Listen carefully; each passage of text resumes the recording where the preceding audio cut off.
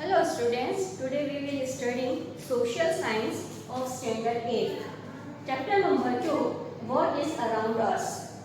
You all about earth. सभी को अर्थ के बारे में पता है। सोलर सिस्टम का एक पार्ट है अर्थ, और अर्थ ही एक ऐसा प्लेनेट है जिस पर लाइफ है ना। तो यहाँ पर कैसे अर्थ ओरिजिन हुआ ये मैं आपको एक्सप्लेन करती हूँ। Generally, it is believed that part of sun which has been detached from the sun after the collision is Earth. At the time of its origin, it was in the form of a fireball. This fireball started to cool down slowly. Many elements of the Earth got transferred into liquid and further into solid form. अब सभी को पता है कि पहले अर्थ एक fireball था, आग का गोला था। जैसे जैसे टाइम निकलता गया अर्थ ठंडा होता गया और उसका एक सॉलिड फॉर्म बना। कुछ पार्ट सॉलिड बना, कुछ लिक्विड बना। इस टाइप से जो इस प्रोसेस में the elements which got transferred into solid are known as lithosphere. जो सॉलिड फॉर्म बना वो था लिथोस्फेयर। जैसा यहाँ पे मैंने डिफाइन लिखी है, lithosphere the sphere on which we live is known as the lithosphere, है ना। जहाँ पर हम रहते हैं, जो अर्थ का सॉलिड फॉर्म है, उसको हम लिथोस्फेयर कहेंगे। The element which got transferred into liquid are known as hydrosphere. जहाँ पर लिक्विड पार्ट है, जितना भी अर्थ का ओशन वगैरह, जो भी रिवर वगैरह जो भी पार्ट है वो हाइड्रोस्फेयर रहेगा। तो यहाँ पर क्या है, the liquid component of the earth is known as hydrosphere. Then the element which transferred into gaseous came to be known as the atmosphere. जो gaseous form में convert हुआ उसको बोलेंगे हम atmosphere. Above all the living worlds which developed due to land, water and air came to be known as biosphere. अब जिसमें liquid भी आया, सॉलिड भी आया और एयर भी आया, वो तीनों पार्ट मिलाकर बायोस्फीयर हुआ। It means lithosphere, hydrosphere and atmosphere मिलके जो तीनों का इंक्लूडिंग हुआ उसको बोलेंगे आप biosphere. In this way the four spheres come into existence of earth. इसी टाइप से फोर ये जो स्फीयर्स थे वो एग्जिस्टेंस में, अर्थ के एग्जिस्टेंस में आए। अब यहाँ पर फर्स्ट हम लिथोस्फीयर रीड करेंगे। The sphere on which we live is known as the lithosphere. Litho means rock and sphere means layer. जो rock का layer है उसको lithosphere कहेंगे। The upper layer of the earth is made of soil and solid materials like rock. ऊपर का जो part होता है वो soil और solid से बना होता है, rock से बना होता है। Approximately 29% of the surface of the earth is covered with lithosphere.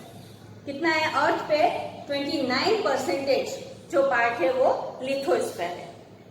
ये आपको बाय हार्ट करना है कि approximately 29% of the surface of earth is lithosphere. This layer is almost 64 kilometre to 100 kilometre thick. अब जैसे हम अर्थ का सॉलिड पार्ट देखते हैं तो इसका सभी को ऐसा क्यूरियोसिटी होती है कि कितना जाड़ा पार्ट है ये। तो ये कितने किलोमीटर है, 64 किलोमीटर से 100 किलोमीटर तक का ये ब्रॉड पार्ट है लिथोस्फीयर का, थिक पार्ट है। The thickness of the lithosphere is not the same everywhere on the earth. Similarly their interior and exterior do not have identical physical feature. It is mostly made up of substance like soil and rocks.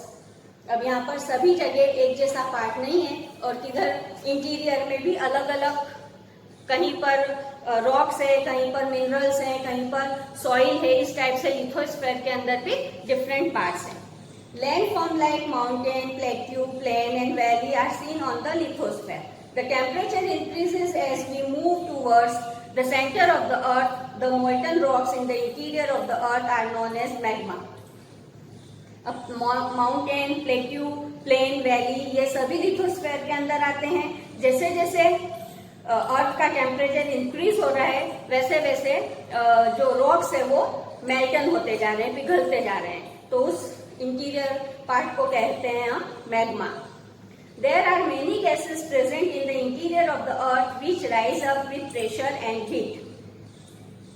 जैसे जैसे जो interior part है उसमें बहुत सारी gaseous भी है, तो उसकी वजह से प्रेशर इंक्रीज होता है और हीट इंक्रीज होता है. But the pressure of rock of the surface of the earth is equally strong. दोनों इक्वल है, इसके लिए वो उसका बैलेंस बना के रखते हैं अर्थ का. Thus balance between the two is maintained. So the crust of the earth does not break.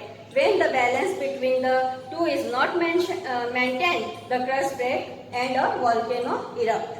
कैसे volcano erupt होता है? जब ये प्रेशर और हीट दोनों मेंटेन नहीं होते हैं, इस तो volcano erupt होने लगते हैं और अर्थ का सरफेस जो है वो ब्रेक होने लगता है.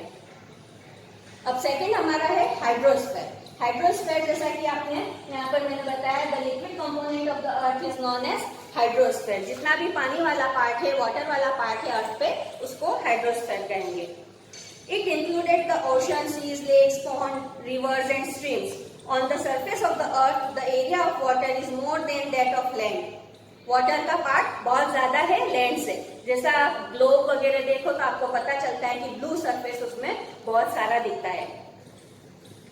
Hydrosphere covers 71% of the Earth's surface. A water body in hydrosphere that carries a huge amount of water is known as ocean. Ocean सबसे ज्यादा है हमारे यहाँ पे.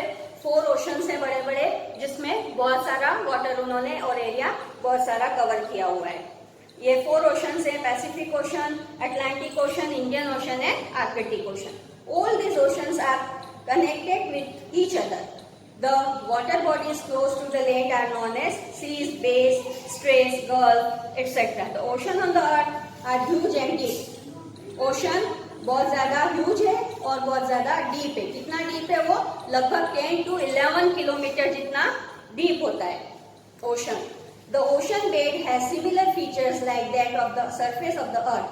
It has high mountains, plateaus, vast plants, valleys, etc. Ocean contain 97% of the total amount of water on the earth. Approximately 1/3 of remaining water is trapped in ice caps and glaciers. जो हिमालय पर glaciers वगैरह हैं उनका सिर्फ part है 1/3 part. बाकी सारा ocean का पार्ट है जो सोल्टी वाटर है, और हमको जो ड्रिंकिंग वाटर मिलता है वो ओनली 1/3 पार्ट है.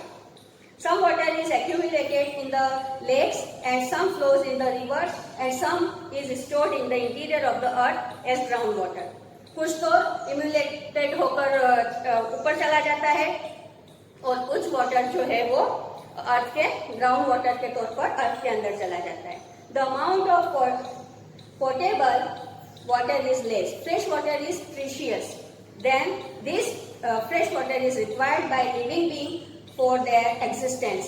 The moisture of rain, which is the main source of fresh water, comes from the ocean only. सभी को पता है रेन कैसे होता है. ओशन जब बहुत ज्यादा गर्म होता है, उसमें से जो वेपराइजेशन होता है वो क्लाउड बनता है और क्लाउड से फिर रेन आती है. तो हमारे पास जो प्रीशियस है, जो ड्रिंकिंग वाटर है, फ्रेश वाटर है, वो सिर्फ हमको रेन के थ्रू मिलता है. Valuable chemicals, minerals, salt, fishes, etc. are found in the sea. As we have living organisms on the land, in the same way the seas and oceans have aquatic life inside them. The tremendous force of waves, tides and current of ocean are potential source of generating electricity.